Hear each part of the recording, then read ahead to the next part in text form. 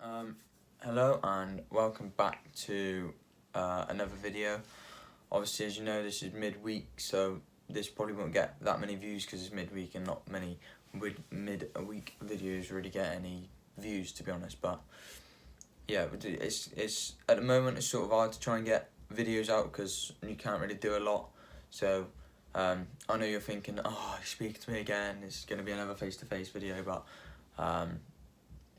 I did put a poll up probably last week before, saying what did people want, and there were two suggestions. There was one about the future of the channel and one about growing up and basically life at the moment, and they both got 15 and 15, so I thought it's only fair to do what people wanted, what 15 people wanted to see with the future and 15 people wanted to see with this one. So we're gonna go through, I'd say, about 5 sort of bits about growing up and life at the moment, and yeah, so hope you enjoy this one, and yeah, we'll see you in. So first things first, I was born in Stroud, which most people know that anyway. I lived in Stroud for, I don't know, 6-7 years. They were a good 6-7 years. I used to love my old house up in Stroud. Used to love that place. Obviously, growing up with my mum, my dad, and my brother. It was just us three. Well, us four. And yeah, it was nice. Yeah, it was nice to grow up in Stroud because you get to know a lot of people around Stroud, and the age I am now, I still see quite a few of them people. Sort of see like a lot of people that I grew up with. Obviously, it's sort of hard at that age because you don't really appreciate in them until you're about 10 or 11. You don't really appreciate where you're growing up, like who you've met up with, who you've met growing up, who your mates are then and who your mates are now, because they totally change. Like, I used to speak to loads of people all the time when I was younger, and now I hardly get a message off them, or I hardly message them because we never see one another anymore. So yeah, growing up in Stroud, it was alright. It's just Stroud. It's probably they were probably one of the best. Well, they are the best years, I'd say, of my life. Was the first 7, because me, my brother, my mum, my dad, we used to spend all the time together. Even when my mum and dad were working, we always used to sort of spend time when they came home. And obviously every year when it snowed, it was good to go out in the snow. We used to go out all the time in the snow.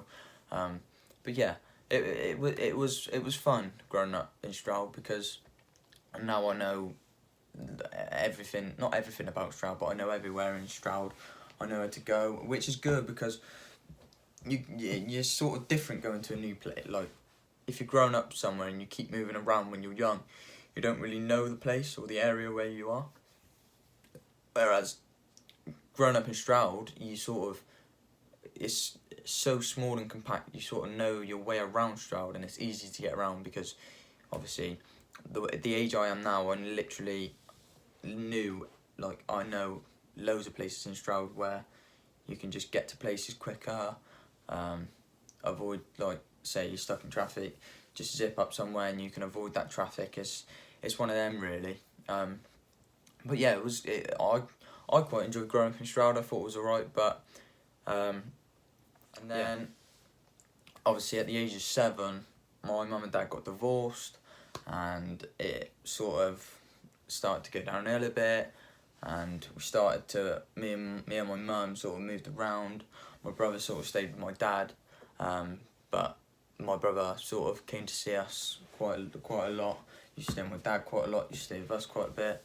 And then we moved into a farm in Ewley, which was quite nice. The first time sort of living on a farm, so you didn't really know what was going on, what you were getting yourself into, sort of thing.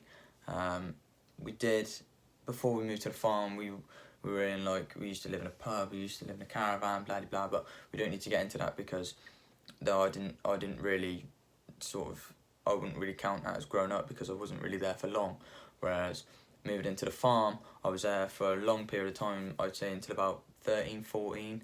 I enjoyed the farm massively. It was one of the best things that I did growing up was going to the farm, because I used to love it there. Obviously, growing up with my dad, he used to love agriculture, and bringing that onto me and moving on to the farm. So, well, this is what I've sort of been this is what I've sort of been brought up to be in, and sort of things like that. And it's always like a dream to be a farmer. I've always wanted to do it, but yeah, well, I've had so many fun times at the farm.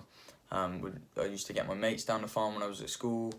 Yeah, I used to just pot around driving tractors, driving a mower and that. It used to be quite fun. I used to love it there. And then that sort of went downhill when I'd say, at the age of about 13, we moved into a flat in Dursley. That was alright, I quite enjoyed it, but yeah, it's a new place, you don't really know many people. Yeah, it's a bit of a difficult one, really. But at the same time, when we moved into the flat, I still used to go back to the farm because I knew the bloke really well. Obviously, I lived with him, and yeah, it was quite nice. It was nice being able to go back there and go back home to the flat, going back there all the time. It was quite nice. But yeah, it was really, like, it was more heartwarming to go there, and like, just to say that I can still go back there if I ever get, like, if I don't want to stay at home, I can just go back there. If I don't want to if I'm bored, I can just go there. Like, there's a lake there, I can go fishing, I can do whatever. Do you know what I mean? It was just nice at the time, and yeah.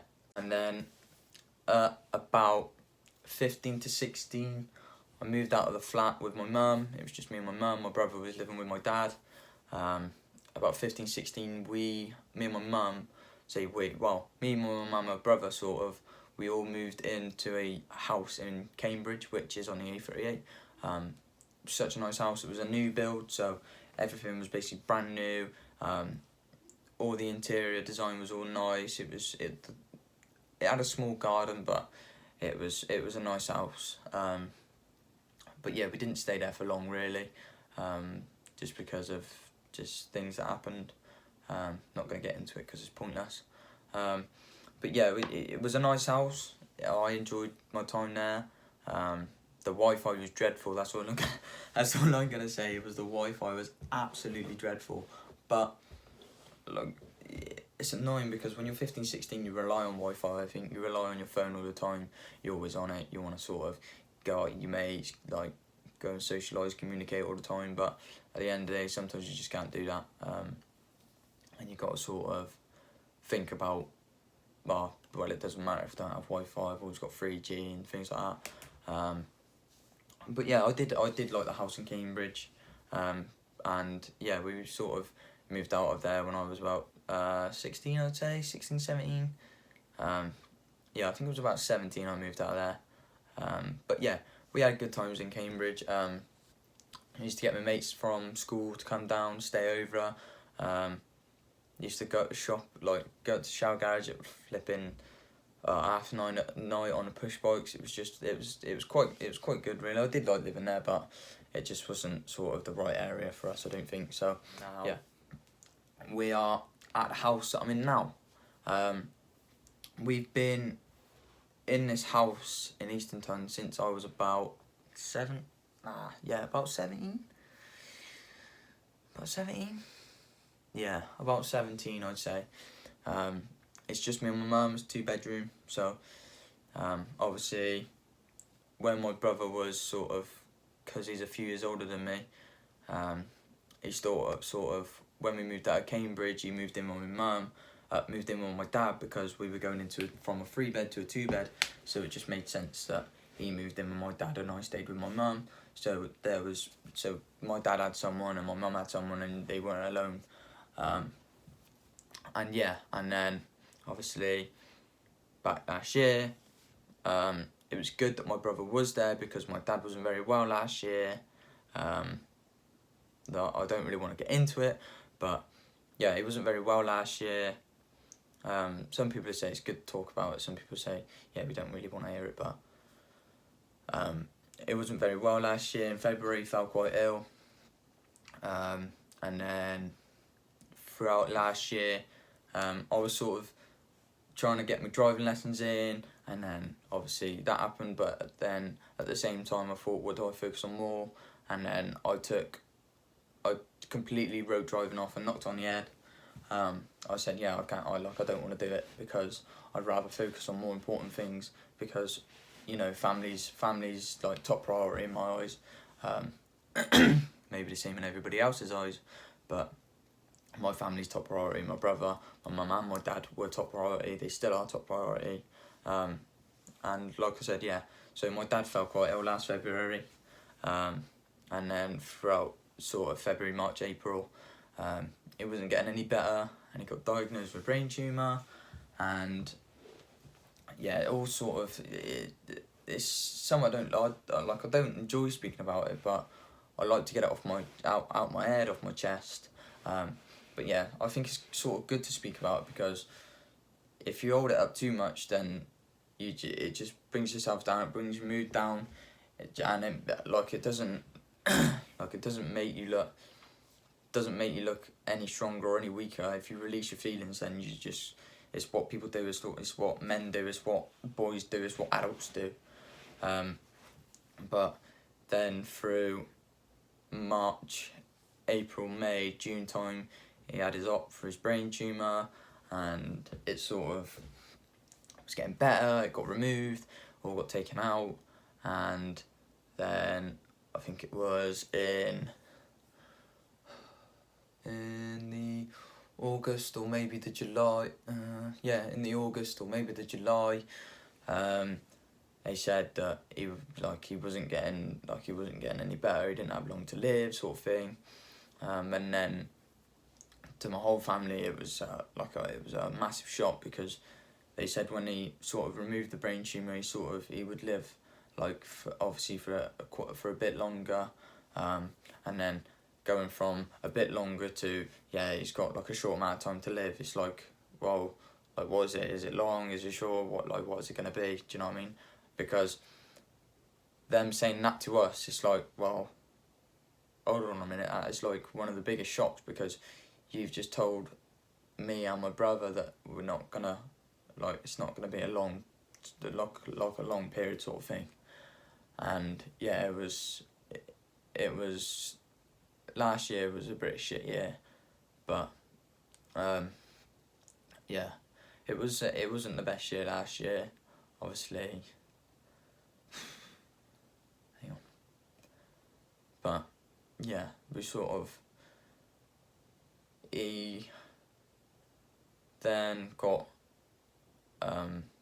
he wasn't getting any better throughout August and September, and we sort of thought, me and my brother and the rest of the family thought it was only better that he got sort of 24-hour care, because me and my brother couldn't do it. Everybody was just so busy with life, and we all have other things to focus on.